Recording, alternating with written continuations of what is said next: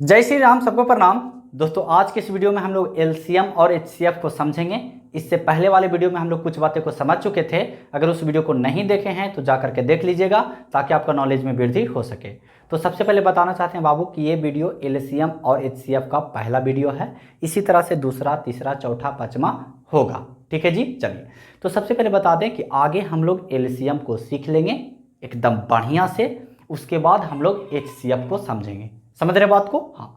इससे पहले अगर आप एलसीएम और एचसीएफ नहीं कभी सीखे हैं तो इस वीडियो को लास्ट तक के देखिएगा। आपको एलसीएम और एचसीएफ में किसी तरह से अगर दिक्कत, दुख, तकलीफ है तो सब खत्म हो जाएगा। एकदम 100% गारंटी है बाबू। बशर्ते आप इस वीडियो को लास्ट तक के देखिए, बस और कुछ नहीं कहना चाहते। एकदम शुरू से शुरू करेंगे, शुरू से शुरू। जिसको एलसीएम एचसीएफ में कुछ भी नहीं आता है, खाली हिंदी पढ़े आता है, वो सीख जाएगा, वो सीख जाएगा। चलिए देखते हैं। तो सबसे पहले एलसीएम होता है जो बाबू, एलसीएम इसको हिंदी में बोलते हैं लासा। हिंदी में बोलते हैं लासा। लासा शॉर्ट फॉर्म है। लासा शॉर्ट फॉर्म है। इसका अगर पूरा नाम लिया जाए तो लघुत्तम समाप वर्तक। लघुत्तम समाप वर्तक। इतना बड़ा कहला नाम याद रखेंगे, डायरेक्ट एलसीएम ना मारेंगे। समझ रहे हैं बात को? जी हाँ, बिल्कुल समझ रहे होंगे। सबसे पहले अगर बताना चाहते हैं तो एलसीएम का फुल फॉर्म बताना चाहते हैं। ठीक है जी। तो एलसीएम का फुल फॉर्म होता क्या है? तो एलसीएम का फुल फॉर्म होता है बाबू लीस्ट कॉमन मल्टीपल।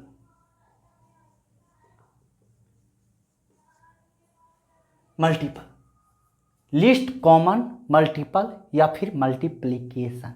ठीक है जी। चलिए, मल्टीप्लिकेशन लिख देते हैं। ठीक है। चलिए, लिस्ट के मतलब होता है छोटा। लिस्ट के मतलब छोटा। मल्टीप्लिकेशन के मतलब होता है गुणक।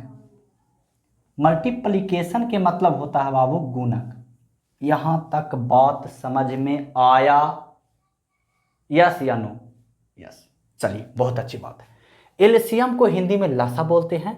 एलसीएम का फुल फॉर्म होता है लीस्ट कॉमन मल्टीप्लिकेशन। लिस्ट के मतलब छोटा समझिएगा, मल्टीप्लिकेशन के मतलब गुणक समझिएगा।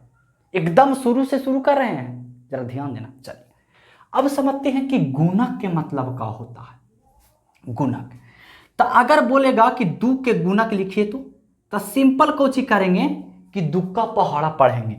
जैसे दू का दू, दू दूनी 4, दू तिया 6, दू चौवा 8, दू पाँचे 10, ऐसे ऐसे ये हो गया दू का गुणक। अगर बोलेगा कि 4 के गुणक लिखिए तो 4 का 4, 4 दूनी 8, 4 तिया 12, 4 चौ 16, 4 पच्चे 20, ऐसे करते करते ये हो गया 4 का गुणक, ये हो गया 2 का गुणक।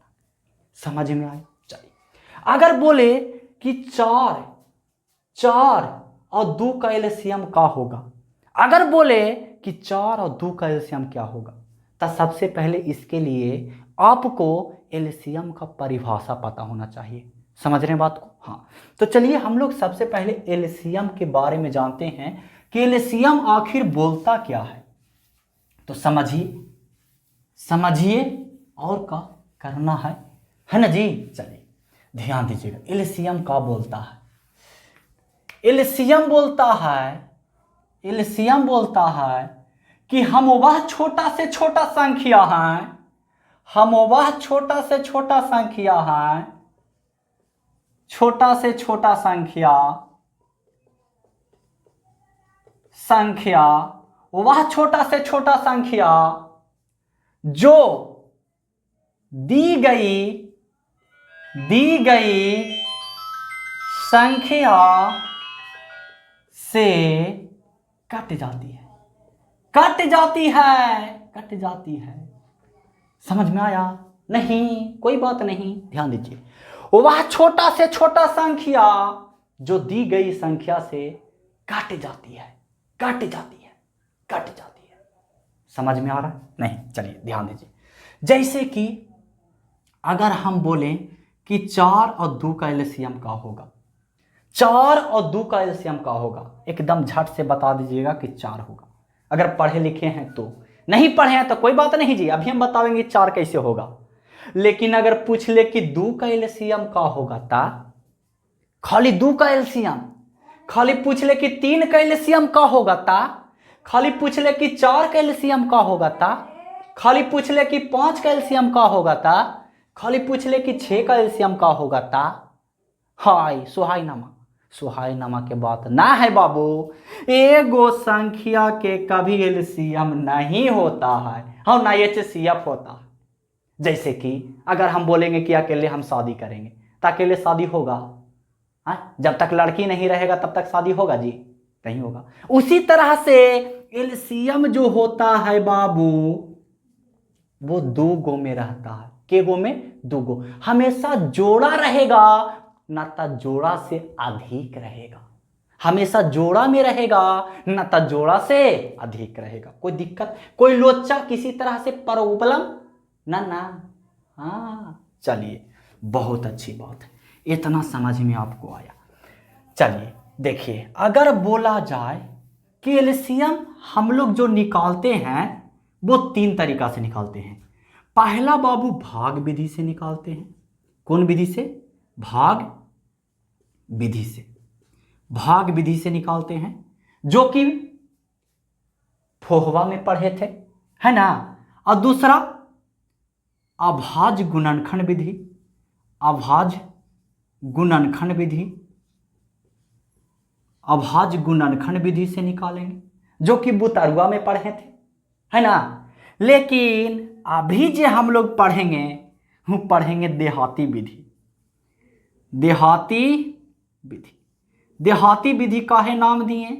काहे कि हम देहाती हैं, काहे कि हम देहाती हैं। चलिए, तो भाग विधि, अभाज्य गुणनखंड विधि आगे सीख लेते हैं, लेकिन ये काम नहीं आवेगा इसमें, इसमें काम ना आवेगा क्योंकि कंपटीशन है बाबुआ। चलिए, जैसे बोला जाए कि 4, 6, 12 का एलसीएम निकालिए। 4, 6, 12 ना दे करके यहाँ पे 14 दे देते हैं, 14 का एलसीएम निकालिए। तो भाग विधि से ऐसे निकालेंगे 4, 6, 14 और फिर बाबू 2 से भाग देते हैं। ठीक है, हमेशा जो भाग दिया जाता है वो अभाज्य संख्या से भाग दिया जाता है। ठीक है, तो सबसे छोटा अभाज्य संख्या 2 है ना, 1 ना, कितना सोच रखनी 1 है। अरे पहले का वीडियो जाके देखो ना जी, समझ में आ जाएगा कि सबसे छोटा अभाज्य संख्या कौन है। चलिए, तो 2 दूनी के 4, 3 दूनी के 6, 7 दूनी के 14। अब लग रहा है? नहीं लग रहा। गुना कर दीजिए, 7 या 21, 21 चौ 84। अरे 7 या 21, 21 दूनी 42, 42 दूनी 84 ना होता है। यानी इसका एलसीएम कितना चला आया? 84। ये था बाबू भाग विधि। कौन विधि था? भाग विधि।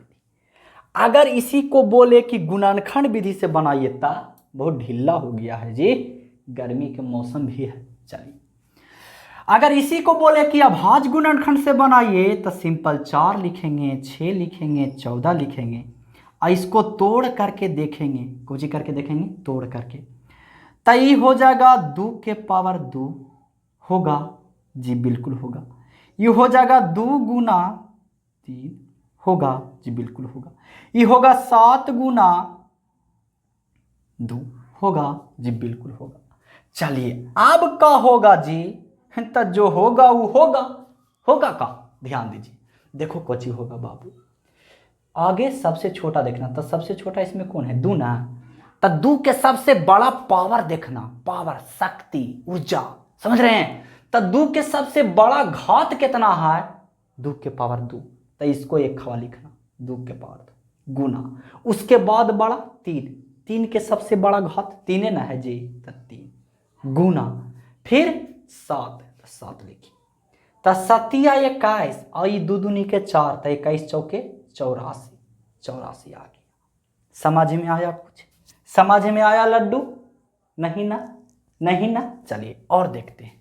ये था गुणनखंड विधि, ये था भाग विधि। एक और बनाते हैं भाग विधि से और गुणनखंड विधि से, क्योंकि बाबू एकदम शुरू से हम लोग शुरू कर रहे हैं। ठीक है जी, चलिए ध्यान दीजिएगा, समझ में आएगा। चलिए देखते हैं, है ना। ध्यान दीजिएगा, देखिए जिंदगी में ना हमेशा खुश रहिए, ठीक ना, हमेशा मस्ती में रहिए। ध्यान दीजिएगा, ले लेते हैं एक एग्जाम्पल, 2 8 16, 2 8 16।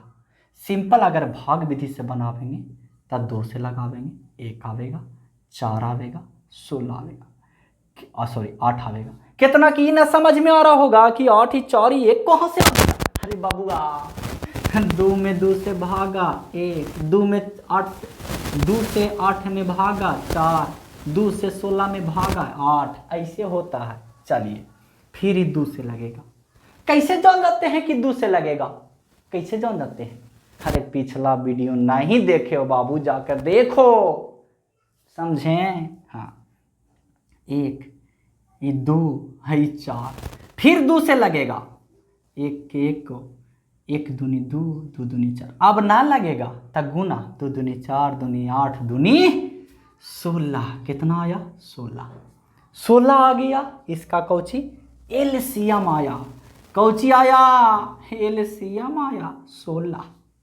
समझ में आया? चलिए, अगर इसी को बोलेगा कि अभाज्य गुणनखंड से बनाइए तब 2 लिखेंगे, 8 लिखेंगे, 16 लिखेंगे, एकदम आराम से लिखेंगे, कोई दिक्कत नहीं होगा। होगा का दिक्कत? है ना। तो ये 2 के पावर कुछ ना था 1, 8 होता है 2 के पावर 3, 16 होता है 2 के पावर 4। तो सबसे हाईएस्ट नंबर, सबसे हाईएस्ट, सबसे ज्यादा कौन है? तो 2 के पावर 4।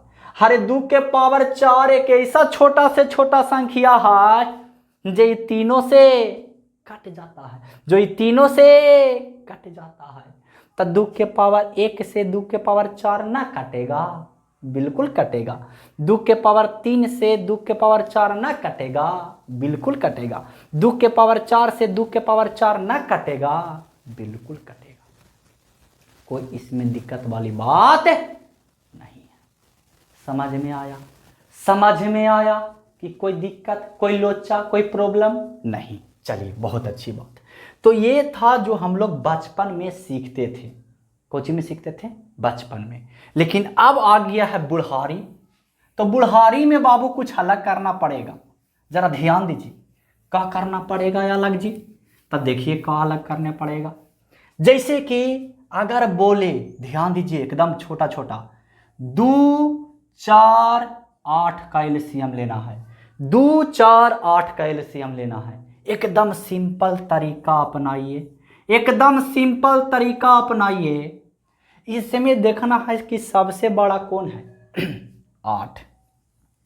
8 को देखना है कि 2 से 8 कट रहा है, कट रहा है, 4 से 8 कट रहा है, कट रहा है, 8 से 8 कट रहा है। जी हाँ, तो यही हो गया आंसर, यही हो गया आंसर। तो कहेगा आंसर ही कटे वाला था ता नहीं कट गया, हम ना कटे वाला रहता ता, ओकर भी उपाय है। तो इसको हम लोग देखेंगे अगली क्लास में। तब तक के लिए जय हिंद, वंदे मातरम।